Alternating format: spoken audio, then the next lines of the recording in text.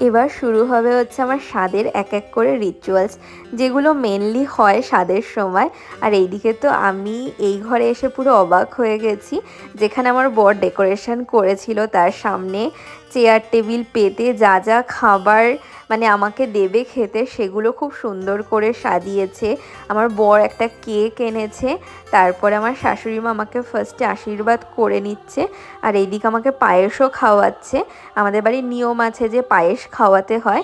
আর এইদিকে আমার শাশুড়ি মা আমার জন্য যা তত্ত্বের জিনিস এনেছিল সেটা আমাকে দিল আশীর্বাদ করে। তারপরে এক এক করে যারা এসছিল সবাই আমাকে আশীর্বাদ করে নিচ্ছে। আর না খুব ভালো লাগছিল, আর নিজেকে খুব মানে একটা স্পেশাল ফিল হচ্ছিল, আর একটা মিক্সড ফিলিংস কাজ করছিল, যেটা না কাউকে ঠিক বলে বোঝাতে পারবো না। এইদিকে সবাই আমাকে আশীর্বাদ করে নিচ্ছে, তো খুব ভালো লাগছিল আজকের এই দিনটা। তো কেমন লাগলো আজকের ব্লগটা অবশ্যই জানিও।